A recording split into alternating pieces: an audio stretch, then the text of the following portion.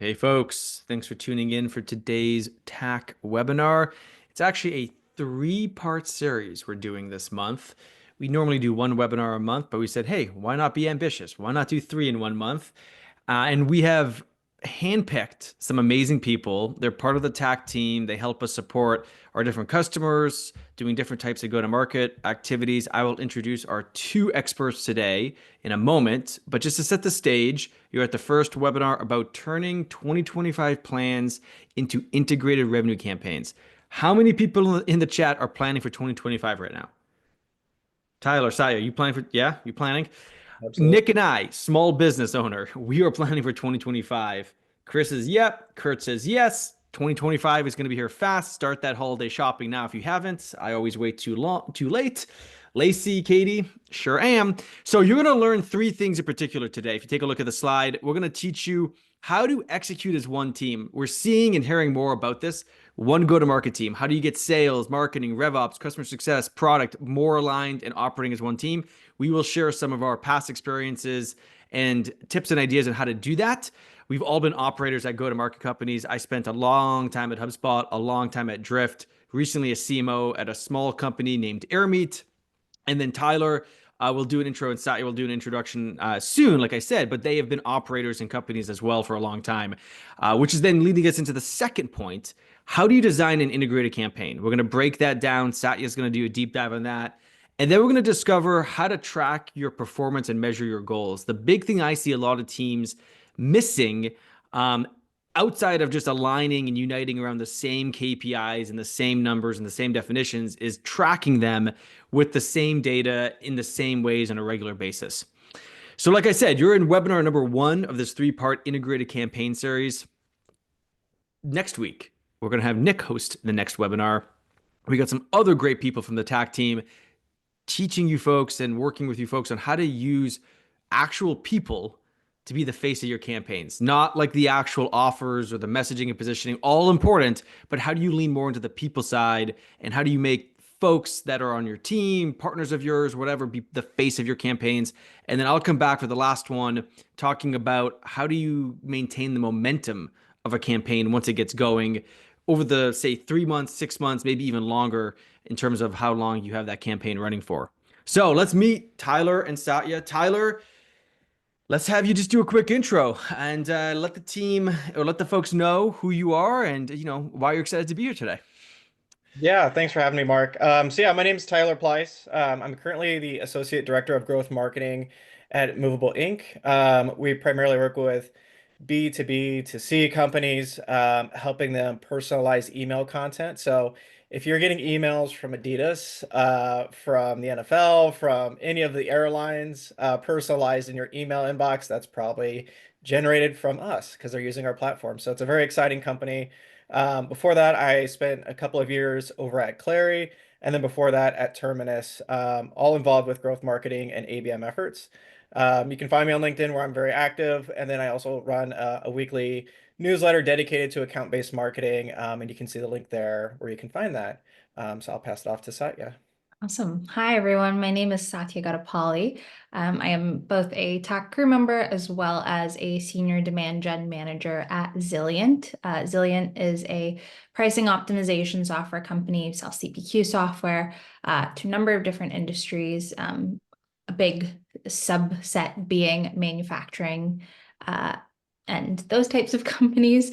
It is week one, so I'm still nailing the elevator pitch there. But I've spent my entire career working in demand generation across a number of different companies of a number of different sizes. So this is an area that is very near and dear to my heart, particularly as we approach our own 2025 planning. And I think about some of the campaigns that I will be running next year. So feel free to connect on LinkedIn, follow me on Twitter/X.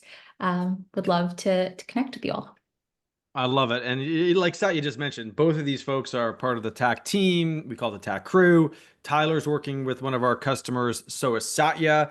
So if you ever need any go-to-market help, let me know and we can find the right person to plug into your business to help you with your goals and any types of challenges you might be facing. And again, one more plug for Tyler's newsletter. It's very, very good. account-based marketing tactics. A lot of what he's going to talk about over the next 10 minutes or so come from what he sees every single week in his job, but also what he talks about in his newsletter. So definitely check that out. So let's get right into it. First segment is how do you execute as one team? It is so easy to say, yet so hard to do. Tyler's put together a framework and an approach that walks you through this. So I'm going to turn it over to you, Tyler, to kick us off. And once we do this segment, we'll go into another segment going a little bit deeper into the actual execution of integrated campaigns. Awesome. Thanks, Mark. So yeah, as Mark alluded to, a lot of what you'll see here in the next few slides is a lot of what I discussed, whether it's on LinkedIn or whether it's within my newsletter. And it kind of goes back to the foundation of your company's growth efforts and really understanding where your company is looking to grow every single quarter and every single year, and how do you align as one go-to-market team to support achieving those goals.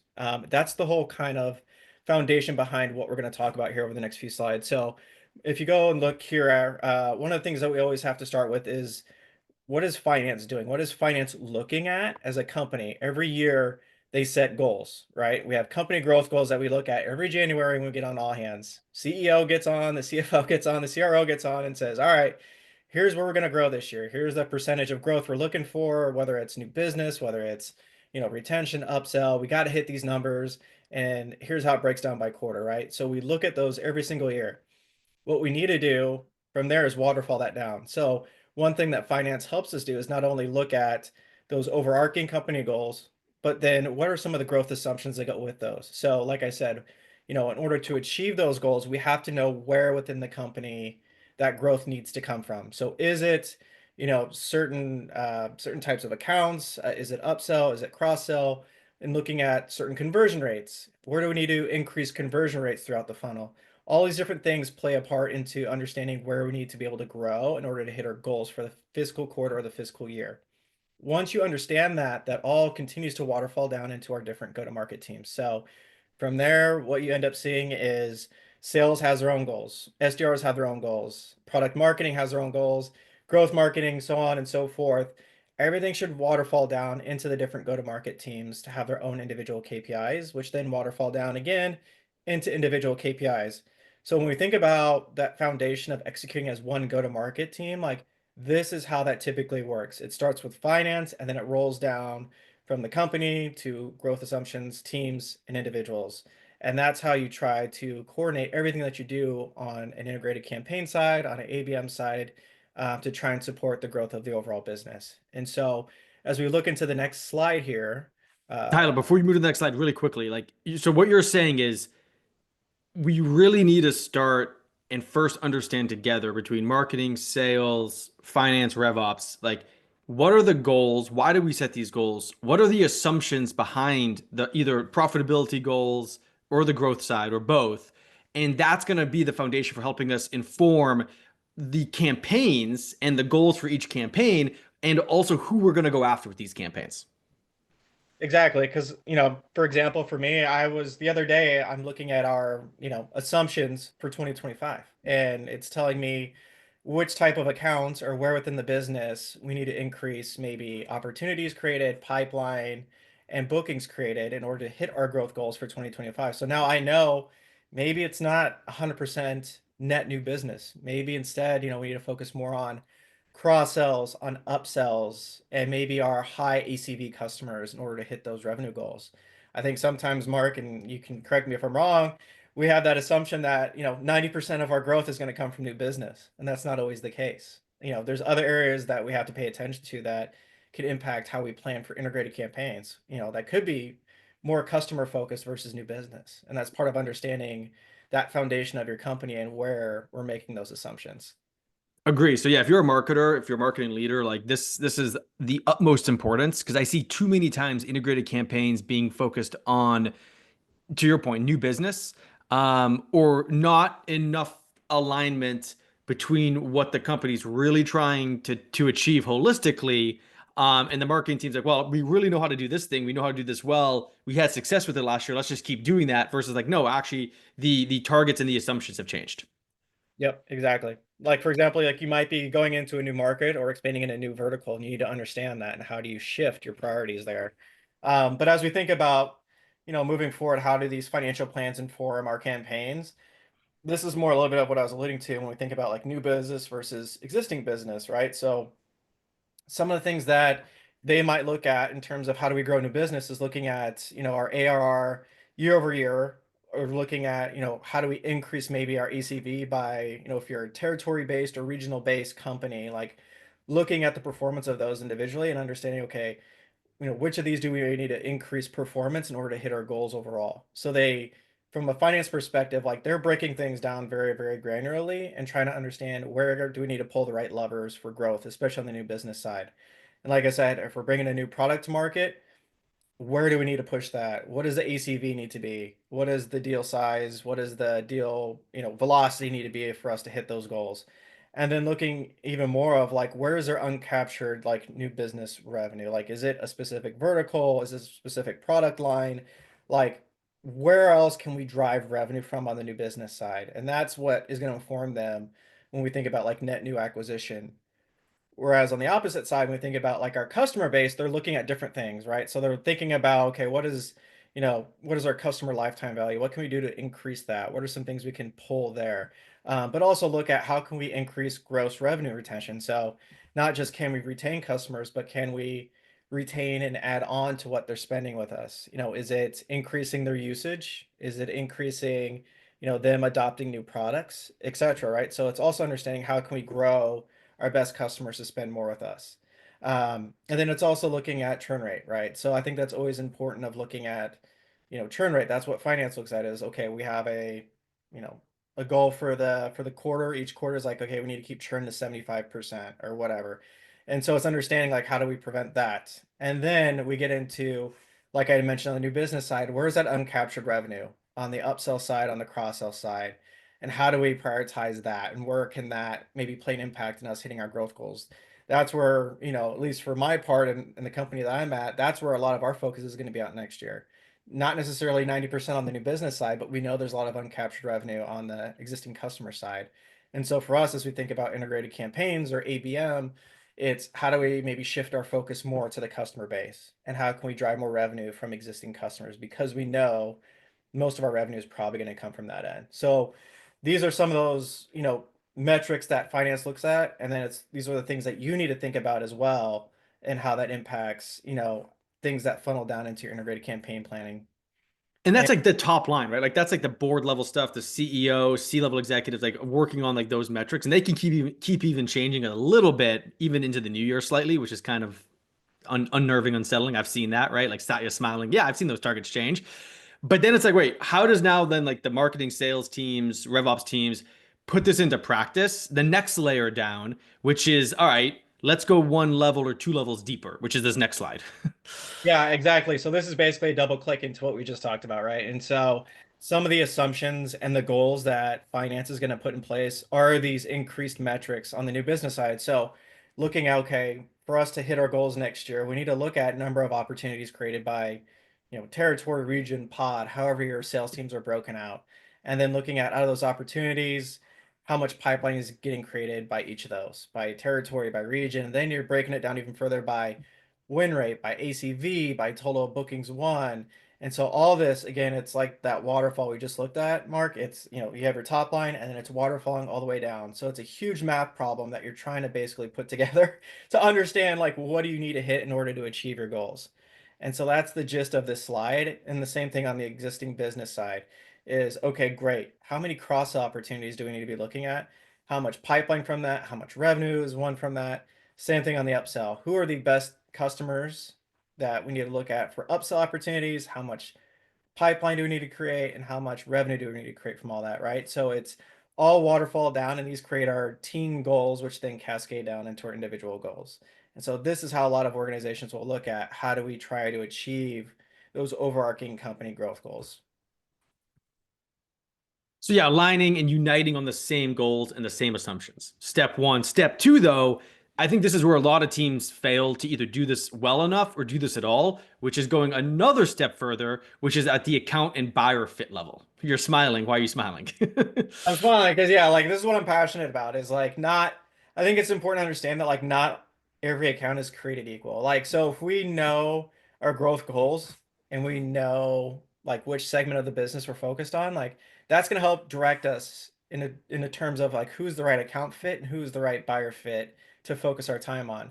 So your total addressable market might be 5,000 accounts, but it doesn't mean all 5,000 accounts are ones you should be focused on this specific quarter. So it's really looking at identifying maybe who are the 200 or 300 per quarter that you should be prioritized based off of the goals we just looked over, right? And so when we think about like account fit, it's looking, working with RevOps, like they should be looking at a ton of different data points, a lot of first party customer data, maybe some third party data when they assign out these target accounts for your sales teams. And they should be looking at, okay, sales teams, here's how you should think about prioritizing them. They should be, tier A or tier one, tier two, tier three, because they have maybe the most revenue potential out of them, or maybe they look maybe more closely alike our customer base. So RevOps should be handling how you think about tearing those accounts out. Um, and then where we think about like buyer fit is maybe drilling down a little bit more. So again, if I'm looking at, maybe, you know, creating, upsell opportunities, all right, great. I know, our tier one and tier two customer accounts, right? Because RevOps went through there, defined them. But there might be 200 or 300 upsell opportunity accounts. I can't focus all of our time on those. So maybe it's only a 100. And so some of the things to look at are actual buyer fit signals within those. So what are the ones that are good for us right now? And so that's layering on what I'd like to do is like some additional data points. So can we look at, do they have any former, opportunities with us discussing upsell opportunities? Or maybe were they a return customer at one point, if we're thinking about that as well? Like, were they formerly a customer that came back? What data points can we look at that provides us some insight that we've had previous conversations or there's a previous relationship? There's a lot of data out there now about like former users and former champions. Like, how can we pull that low-hanging fruit in to help us surface the accounts that we already maybe have pre-existing relationships with? Because that can open up easier conversations for our sales teams, for our account managers, for everybody else. And so that's really understanding kind of the buyer fit perspective is looking at who's actually ready to have a conversation based off of previous interactions with us, previous relationships with us, because that's where you're going to be able to open up those conversations a lot sooner and accelerate those sales stages a lot quicker. So that starts to get into then who are you going to be going after with each of these different campaigns you set up? They could be account-based campaigns, they could be a blend of account-based and also just an audience definition like type campaign. And we'll show you an example in a few minutes. Satya is going to walk you through like a framework of how you design these campaigns. But this is getting into then like that who, which is going back to like why even do a campaign. But then if you take one more look at this, and then we're going to stop talking about numbers and KPIs, I promise you all. But if you look at this in one more kind of lens, we're getting now at the ways in which you measure the efficacy of the integrated campaign, Tyler. Yeah, so I think once you start launching your integrated campaigns, which Satya will go over here in a second, you want to be able to like track your leading KPIs, and then what we also like to think about is like lagging KPIs. So as we start launching some of these, strategic initiatives, like we want to look at some of that initial data to tell us like how are we performing, how are we engaging our target audience for this, right? So some of those things might be looking at specific channels and looking at how they're engaging with you, whether that's if it's an email nurture or if they're LinkedIn ads or organic LinkedIn, how are they interacting with your message? Are they engaging with it? Is it making sense? Are we driving additional traffic to the website since we launched this integrated campaign? Are we seeing engaged web visitors? Are we seeing new and returning visitors? Are we seeing that traffic go up and to the right? How are they engaging with our content? So the content that we're distributing through these channels, are they engaging with it? Are they downloading the ebook? Are they spending time on the blog post, right? So all these metrics are like initial things you want to pay attention to that really gives you an idea of, how is our audience receiving and engaging the message that we're trying to put out. And if maybe they're not, then these leading indicators can help you kind of point you in a direction of where maybe we need to adjust. So if it's a month in or 6 weeks in and you're seeing a lot of these numbers either stay flat or maybe even decrease, that should let you know like, hey, we have to either maybe change the messaging, change up the channels that we're using, or switch up the content that we're pushing out because it's not resonating with our audience.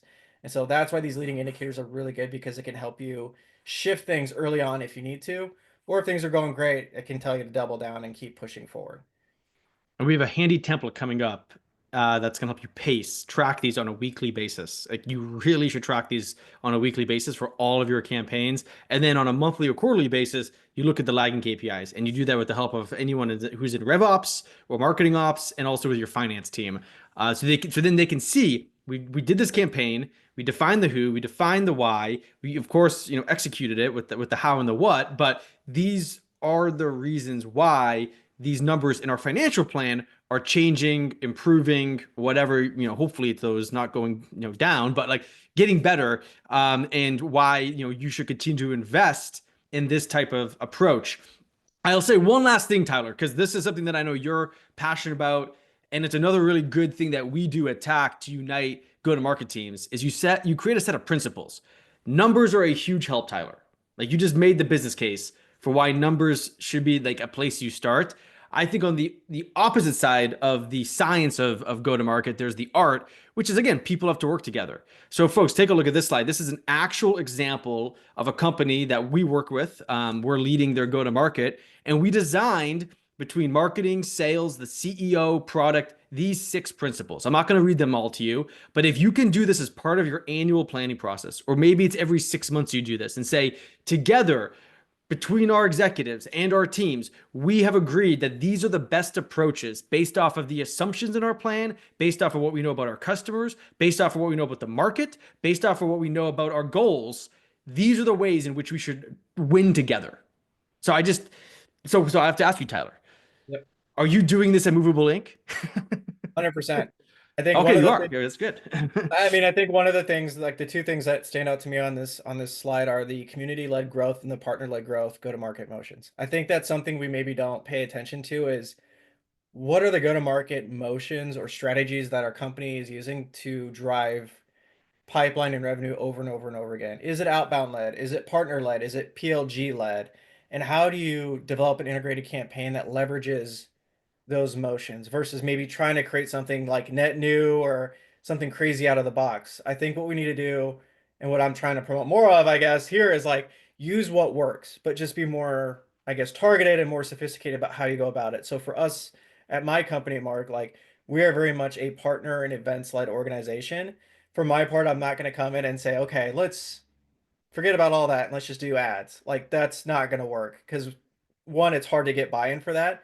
And 2, we know we've driven a lot of pipeline and revenue and great customers from our partner and events led motions. And so for my part, it's how do we create a strategy that incorporates those 2 go-to-market motions, because we know that's what works. And so how do we create that integrated approach to use the right channels and tactics that we know what works? And so for us, that's how we're trying to approach it going into 2025. All right, Satya, you're up. To help you, though, we've created a summary of what we just talked about, what Tyler really just unpacks for everyone, uniting around these 3 things. So this is a great slide to take a screenshot of. Well, again, we'll send you the slides, folks, who are joining us live today, tomorrow. But you want to align and unite around the numbers, the approach, the principles, and then the audience. Like if you can just do those things, and of course there's 3 things in each of these, right? Rule of 3.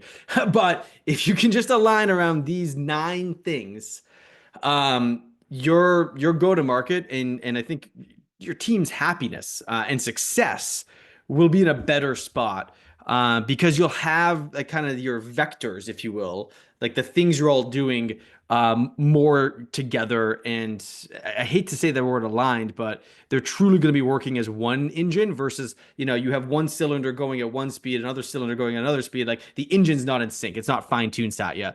So teach us now, how do we actually design a campaign to achieve all these goals? Yeah, thanks, Mark. So I think it's important before we start to do some definition setting of what is an integrated campaign and what is not an integrated campaign. So when you think about integrated campaigns, I think very much they're this like shiny thing that we all as marketers feel like we need to be doing, but what actually goes into that can sometimes be a little bit of a black box, I think. So what is or rather, let's start with what's not an integrated campaign. There you go. An integrated campaign is not just a single piece of content. No one piece of content can ever make a full campaign. A campaign is made up of the different programs content assets that you have. So no single ebook, no single blog, webinar, whatever is a campaign on its own. They all feed into these larger campaigns. When you think about, running an integrated campaign, you can't just go to your BDR team or your sales team and say, hey, here's this sequence, run it. That's not a campaign. That's just cold outbound. And if there is one thing I'm sure we've all seen on LinkedIn, cold outbound is dead. Which, we hear about a lot of different channels being dead, but I tend to take those with a grain of salt. I think cold outbound is one that is definitely, at the very least, on its way out. You need to collaborate with your sales teams. If you are a salesperson, you need to be collaborating with your marketing teams. A lot of these campaigns are really, they're handoffs, right? So your marketing team needs to be doing that warming component. You need to be getting your foot in the door with these accounts. And that's really the only time that any kind of outbounding is going to work. Work well, at least. Siloed efforts. If everyone who is part of a campaign is doing their own thing, that is going to be a recipe for disaster. If your marketing team isn't working hand in hand with your sales team and your RevOps team and your customer success team, and everyone isn't bought into the campaign that you're running, again, you're not running a campaign. You're just each running your own programs. Oftentimes, you won't even be targeting the same people. You're not going to see results. If you do see any results, they're going to be a lot slower than they might be if you were actually running an integrated campaign. So siloed efforts, they don't work. I take that from my experience. And spray and pray marketing. I'll get into this a little bit, but if you are sending, these mass emails to everyone in your database, you're probably honestly shooting yourself in the foot a little bit. I've definitely been a part of teams and have been guilty myself of, oh man, like if we just send this webinar out to the entire audience, like we're going to drive so many more registrants. You're not, because it's probably not going to be applicable to half of your audience. And then you know what? The next time you send them an email, they're not going to open it. They're going to ignore it because the last 5 you've sent them were just irrelevant to them. So when we think about what integrated campaigns are, and I've touched on this a little bit, I think in my negative of what they're not, really the biggest thing that makes a campaign integrated is multi-channel.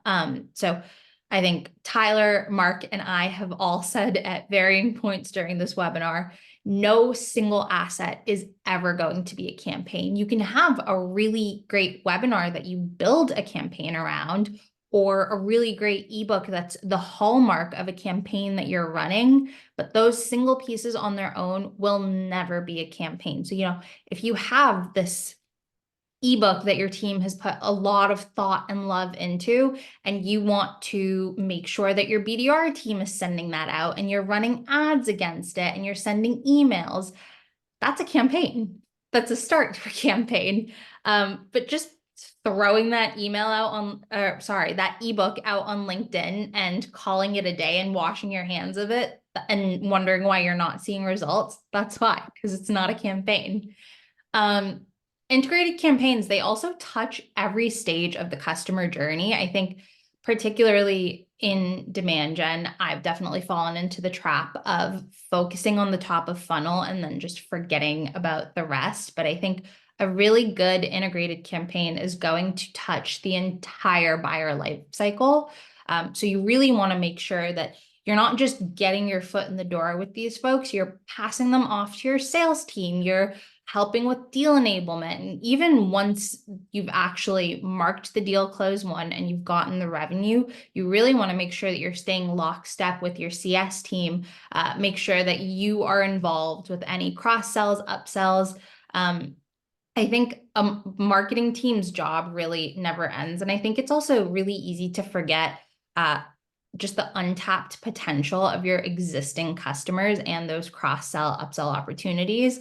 If you have a product, particularly one that's really sticky, it's going to be a lot easier to drive that additional revenue than it is to go and find a whole new logo and do a whole new deal cycle. And you want to be thoughtfully segmented. So I mentioned the importance of not just sending an email out to your entire database. You really want to make sure that you are tailoring the right offer to the right people. Different types of campaigns are going to resonate with different segments of your audience, particularly if you have a product that sells to a number of different audiences. I, for example, worked for a company that sold to both data teams and marketing teams. And you can imagine that the types of problems that these buyers faced and the ways to solve their unique issues was very different from buyer to buyer. So you really want to make sure you're tailoring the campaigns that you're creating to the audience that you're creating for.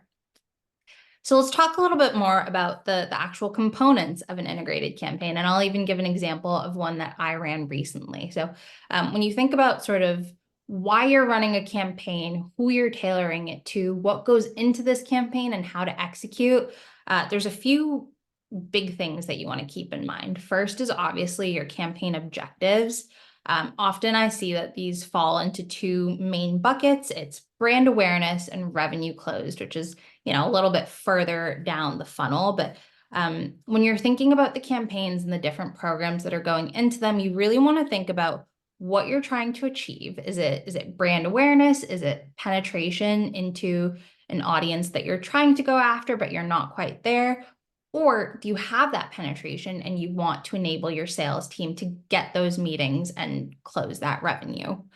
You want to think about your DRIs. So very frequently, you want to make sure you have a very solid campaign committee, and you really want to make sure you're delegating tasks to who needs to be doing what. So marketing, demand gen in particular, oftentimes are the ones who are actually executing on these campaigns and programs. Your sales team, once you've run the ad or sent the nurture campaign, these are the people who are actually turning that into pipeline and turning that into revenue. Your RevOps team is really the framework for all of this. You can't do any good reporting. You can't make sure you're going after the right segments if you don't have buy-in from your RevOps team. And of course, customer success, they're the ones who are going to be really shaping the product experience for these people and driving a lot of those initiatives for those cross and upsell opportunities. Tyler talked a lot about leading KPIs versus lagging KPIs. So when you're thinking about reporting, I think for me anyway, those lagging KPIs are often the ones that I focus on immediately. And also as a person who really likes immediate gratification, it's very easy for me to get disheartened when 2 weeks into a campaign, it hasn't closed any revenue yet. Spoiler alert, that's probably very rarely going to happen. I think throughout my entire career, I have once ran a campaign that successfully turned into revenue within 2 weeks. I'm still riding that high, I think like 4 years later, but I am still waiting for that to repeat itself.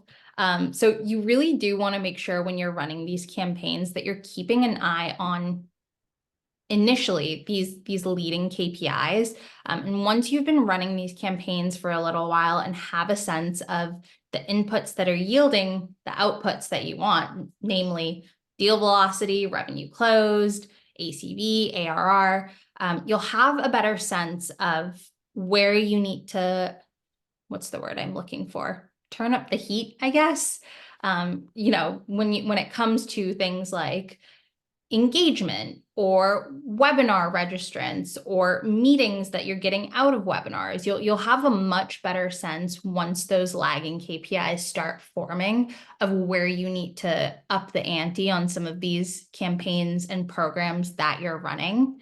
And then channel strategy is, I think, huge, obviously. So you want to think about who is the audience that you're speaking to? What are the different segments of your audience that need to be receiving different offers and programs?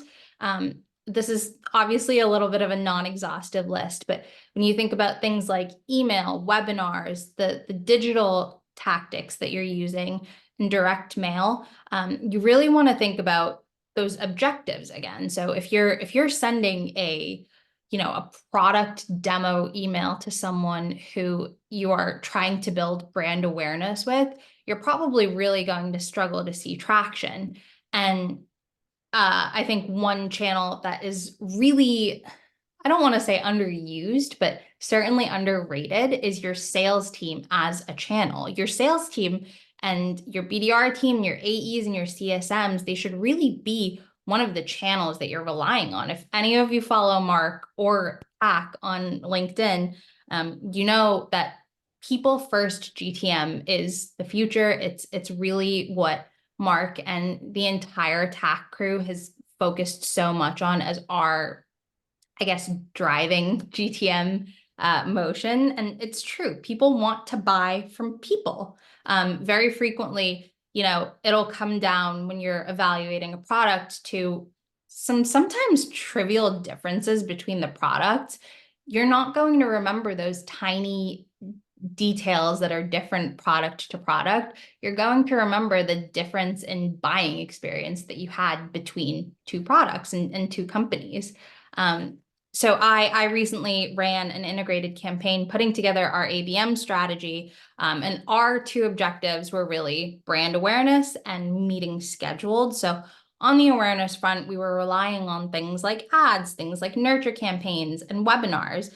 And on that sort of brand awareness side, that's where you want to be really top of funnel with your approach. So the ads that you're running are really focused on things like website visits, growing your database, any touch points you can think of to build that product familiarity. And then at sort of the meetings side, it's really where you're passing it off to your sales team as that channel. So once you've established a threshold for leads to go from just that product awareness to more of a meeting scheduled focus, you really want to make sure that your sales team is in a good place and really enabled to get that meeting scheduled and turn those meetings into pipeline. So these are things like, how many meetings are BDRs able to schedule from how many meetings are they sending and how many phone calls are they making? But they're beyond that, getting a little deeper into things like, how many leads are they actually sourcing? Of all the leads that they're sourcing, how many people are they able to connect with? What's their reply rate and their success rate? And from there, how many of those leads are turning into actual meetings and actual pipeline? So Mark has put together this really great integrated revenue campaign framework that I've actually used even in— Oh, you have? I You have, have, yeah, haven't yeah. I you? use it for my full-time job too. But I will pass it over to Mark to walk through a little bit of the thought that went into putting this together. Well, no, I mean, just to note, and there's a great question from Tyler, which we're going to get to right now. This is a what you're looking at now is a very detailed and thorough campaign example for a company that has multiple um, ICP segments, Satya. So they have like SMB, mid-market, enterprise. They have multiple verticals in those ICP segments. And then the point you just made about audience and then going into what sales does versus marketing does, we've outlined it to that degree, right? So I'll walk everyone through that in just a second, but I think Tyler makes a great point or question and point. Like one way to think about channel strategy is it equals go-to-market motion. Should you rely on PLG, outbound led, community led? I don't think that's a channel. I think those are where you have to align at the principal level of how you're going to market in a united way across all your teams. So community led growth or product led growth, or uh, you could call it what's another big one today? Content led growth, right? I mean, outbound led, I think that's just more like it's honestly, I don't really believe in outbound led per se. It's more maybe sales led. But my point is, those are motions that you're saying, look, we're seeing great success by leveraging content or leveraging events or leveraging our free product or free trial experience.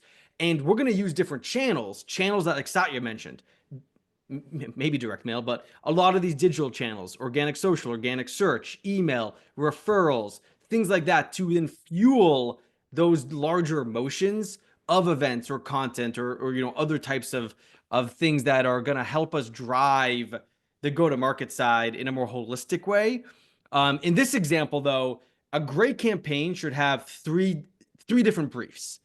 I sent a link in the chat where someone, listening could open that up and say, look, taking what Satya just said, we're going to unpack each piece. We're going to say, look, we're going to talk about the why, the who, the reason for the campaign needing to exist, the segments, the messaging, the positioning, everything, right? This is for a company that's 160 million in ARR. Very big company, like I said. Most people, Satya, will start with maybe 3 levels, if maybe just 2 levels to a campaign, right? You might have like, here's the audience, and here are the channels and offers. There's examples of that in TAC Insider if you want to see it. It's just like, here's the audience, here's the channels, here's the offers. In this case, it's much more complicated where the company has a brand level message. They have these segments that are different. They have verticals within segments. That goes back to Tyler's point about accounts. They have different accounts assigned to each vertical into each segment. They then have stages of life cycle. Who is pre-MQL, MQL, engaged MQL, ops, which are SQL. And then we feed audiences into then what marketing is doing for each audience, for the specific vertical, for the specific segment, and then what sales should be doing if it's pre-MQL or if it's MQL or if it's engaged MQL versus what marketing should be doing. Again, large company, lot to do here. They have people dedicated just to help execute campaigns. So if you're at a large company with, say, 100 plus marketers, you will probably have someone, or you should have someone, who's dedicated to helping the marketing team and other teams execute their campaigns, both from like a tactical execution standpoint, but also reporting. Satya, is there anything that you want to call out specifically before we move to one more slide around like planning the timelines? Because it's funny, right? Campaigns, you have to plan and execute at the same time because you're always doing them, but you're also always planning for the next one, which is really fun and hard. Yeah. Yeah. No, I think this is great. And I think specifically what I want to focus on here is the audience's piece, right? Like we see the activities, they feed into so many different audience types. And I think it's so important to remember that the same offers are never going to resonate with the every single person in different stages of the buying cycle. And so you really want to be sure that you're getting very granular with the offers that you're creating for these people and that you are meeting them where they are in their buyer journey with the different types of offers that you're giving them. So I think that is what's been so valuable about this template specifically for me is that it forces me to stop and remember that I can't just send the same email to everyone in one persona across their buyer journey because it's just not going to resonate with all of them. If you are unaware of my product versus you are a late stage opportunity, you're going to need to see very different content because you're going to care about really different content. Spot on. And I fixed the link, everyone. Sorry, I'll fix it on the slides as well. But now you got a budget template, which is important for campaigns. You have to have budgets and you need to have a thing that brings everyone together, which is this campaign template. So Satya, you want to talk planning and timelines though?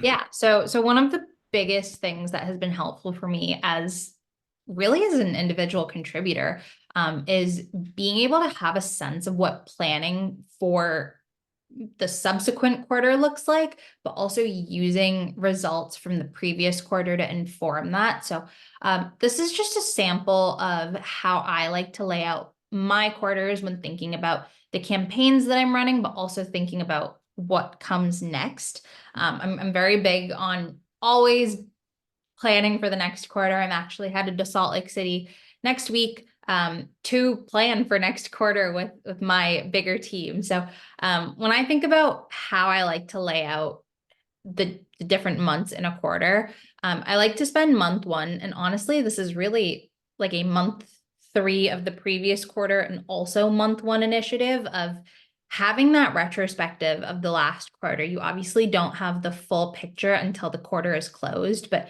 as soon as you can, really building a picture for yourself and for your team of what worked, what was really successful, what programs were resonating with different segments of your audience and what you should be repeating.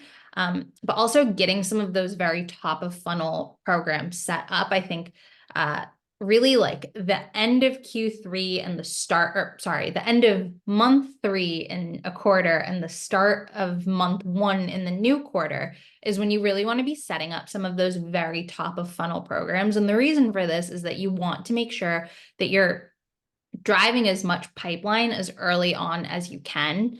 And this is also where you want to focus on content creation, is any new assets that are feeding into the campaigns that you're running, you want to get them created as quickly as possible so you can leverage them as quickly as possible.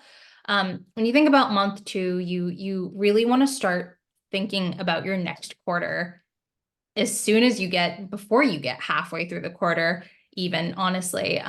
We've always done sort of a like 6 weeks in next quarter planning model. And the reason for that is you have a sense of sort of the early indicators of performance, how your programs are going, and what you might want to conceivably repeat or not repeat. But also, unless you're at like a brand new seed stage startup, chances are you also have some historical performance from years past. I know a lot of different companies and a lot of industries have a lot of seasonality to their products, but oftentimes you can pretty reliably say, all right, this is how we did in Q2 of 2023.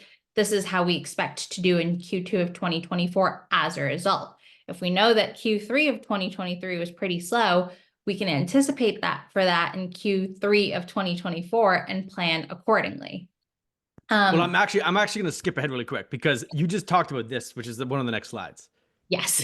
Does history rhyme or does it not? So you're saying Satya, like you're looking at previous performance, and we'll talk about this really quickly in a moment, but like are you looking at both previous campaign performance or just overall like attainment to different numbers? Both. Okay. So how previous campaigns have performed and if different campaign types. So like a top of funnel webinar, if we should be repeating that, but also how are we doing this time last year? What was working this time last year? What sort of outliers were there that were impacting performance? And is that happening again this year? Is that something we need to take into account again? You also want to think about in, I keep saying Q2, in month 2 of your quarter, you really want to start thinking about moving those leads down into sort of middle of funnel programs. Once you've built that initial brand awareness, you really want to think about what you can do to get those leads more down funnel to either turn into a meeting and pipeline for your sales team, or if it has already done that, how do you keep that deal moving? How do you continue accelerating that deal velocity and help them close that deal? You also really at this point want to start thinking about, and we'll talk through what happens if you have to pivot, but you really want to start thinking about campaign performance and if there's anything that you need to reevaluate, really thinking about where you are to goal, how maybe if there's a very big delta, if you need to start thinking about changing things, and, focusing on actually starting to get some of those deals to close. Month 3, you really want to focus on quarter close. I think this is where trying to turn leads into meetings starts to become maybe a little futile.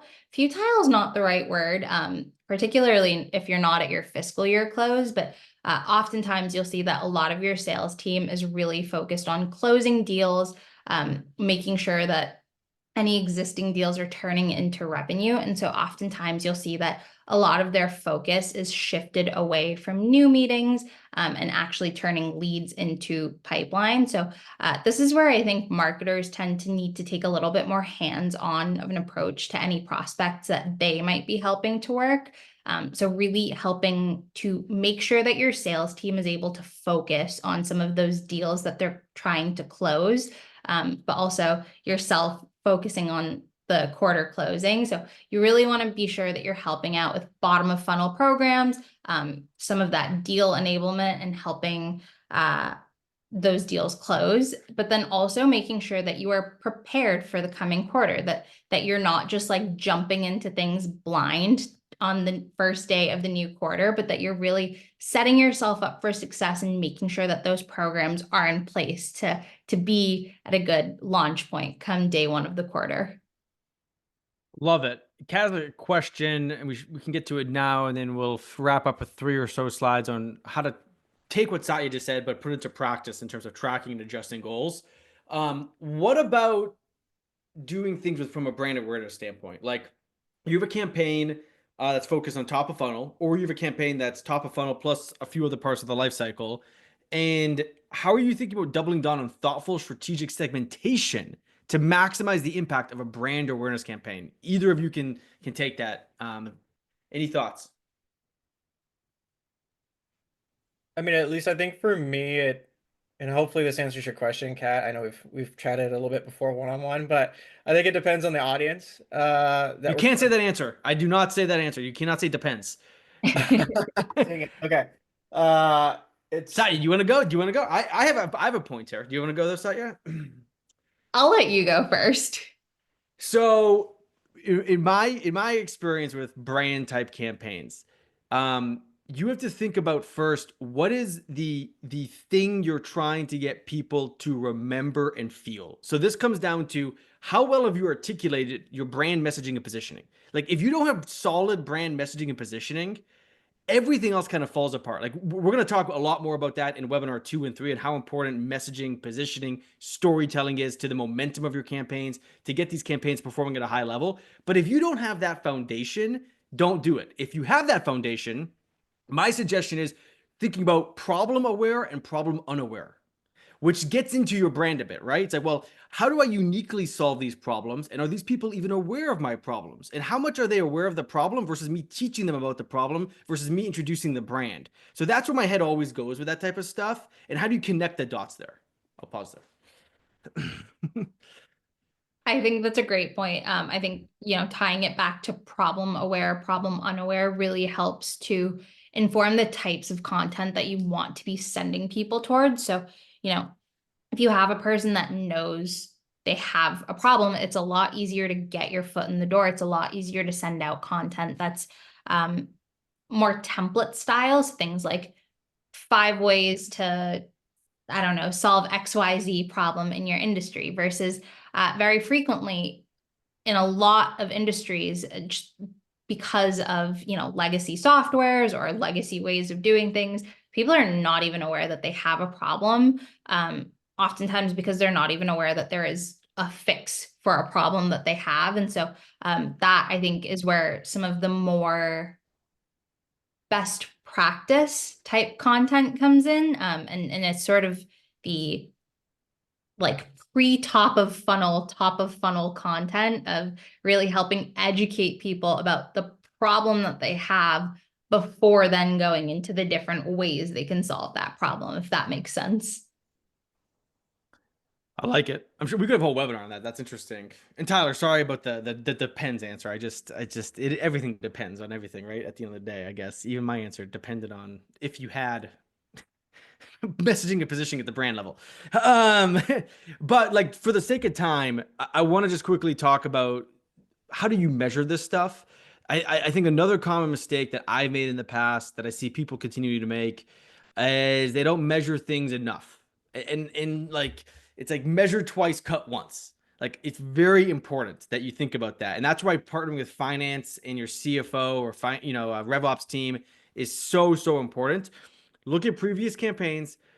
This is a new one, and I know there's some thoughts on this, like trailing 12-month ROI. Forget attribution. I am so sick of attribution. Like, I hate, I only like direct attribution. I do not like direct attribution. I'm okay with. I'll leave it at that. But like, trailing 12-month ROI is interesting, where it's like, I spent this much money in the last 12 months. How much revenue did I create? Simple. Is it a positive number, right? Like, you could look at performance per channel and offer, but make it a direct attribution, not indirect. And then look at marketing source versus sales source versus partner source, which is also it's soured, not sourced. Sorry. It's usually direct attribution because it's the last point, the last touch. This is what happened. Look, should you look at like what first created something and all the touch points along the way? Sure, you can. It's not going to be perfect, so always take that for a grain of salt. And what are you really trying to understand? That's the key thing here. Is like, what is the thing you're trying to answer? For me, it's going back to like, what are the things that are driving momentum with the campaign? So here's another sheet that you can get. I'll drop the link in the chat in just a minute, but this is a weekly pacing sheet. So we use this with all of our customers. Tyler knows this. Actually, Tyler, you fill this in for one of our customers, and so does Satya every single week. And they're smiling because they're like, they probably hate that. No, they probably like it. But this is something that's so important because just the other week, just this week, I was talking to the CEO of one of our accounts, and we noticed meetings held was really strong the first 2 weeks of this quarter. It was actually 21 meetings. Guess how many opportunities were created in the first 2 weeks out of those 21 meetings held? One. That makes no sense. How can you have a less than 5% meeting held to operate? Not good. We flagged it an issue right away, and we're figuring out if it's a data issue, if it's a meeting quality issue, if it's a sales process issue. We saw it. We're addressing it. Good to go. So again, you can track anything. I like to track things that are tangible, that you can report on weekly, that have good goals associated to them. And again, you'll get this template in the follow-up. And then one last thing, you already got this one, the budget pacing, if you were paying attention before in the chat. How do you budget for each campaign? I would empower your campaign managers to own this and say, like, look, based off of the quarter, we're going to have these budgets. And for each campaign you could budget at, again, that's a more bigger company thing. Most companies will budget like overall for the team. But again, going back to that example where you have, 5, 6, 7 campaigns running for multiple segments and verticals, you might want to allocate your budget per campaign to truly understand what are the channels we're spending money on. What are we spending on, like offers? Like maybe we're paying someone to create content. Maybe we were spending money on some new videos. Maybe we're doing an event. Like all of that can be part of the overall campaign budget. And then I would spread the peanut butter from a headcount standpoint. Just spread the peanut butter, and that gives you kind of the headcount side of this from a budget standpoint. Whew. That was a lot. Satya, Tyler, any other parting words? Let's see. We have one from Tyler. Depending on your audience, your targeting was my point of view. If you're a buyer fit, is that where churn customers are messaging and creative should align with the audience and their needs? Yes. Yes. Buyer fit. I like that. No, I think I think that the thing here is to remember, it all starts with understanding, I'll say, like company goals and the waterfall down. But then it's, in order to have, I think, a unified go-to-market strategy like this, it takes a lot of effort. I think that's something else to keep in mind. Like it's a team effort and it does take work. It's not easy, but if you can do it, you can do it right. It's fun when it comes together and you see the success. Yeah, and Satya, we missed this though. I feel so bad. We just ran out of time. You know what? It's in the deck. You'll all be getting the deck. There are just some good questions to ask yourself. But, in our last few seconds here, I would definitely echo Tyler and Mark's sentiments of it is a team effort. Just like you're identifying champions at the companies that you're selling to, you want to make sure you're identifying champions within your own companies as well, the people who are really going to help you take these campaigns off the ground and really work collaboratively with you. So I would urge you all to think about who are those people at your organizations, and how can you get them bought into these strategies as well. Exactly. And if you want to learn a lot more about people first go to market, everything integrated campaign related, head over to TAC Insider. I just dropped that link in the chat. I know some of you folks are already members, so great to see you. I see Chris. I saw Sarah Bedrick here. That's awesome as well. Might be missing a few people, but yeah, if you're not a member, we got a free and a premium plan. Check it out. And then, yeah, if you want to talk to me about integrated campaigns, you can schedule some time. Again, this will be in the follow-up email, but let's give a big round of applause to Tyler and Satya. Thank you for coming on, lending such good expertise. Connect with them on LinkedIn. I'll link to their LinkedIn profile in the follow-up email as well. They have a ton of experience, as you can tell. They work at 2 great companies, so they can lean on their real world application and experience when they maybe get a question from you. And yeah, I mean, check out the ABM newsletter from Tyler too. Thanks, everyone. Thanks, everyone. Thanks, everyone. See ya.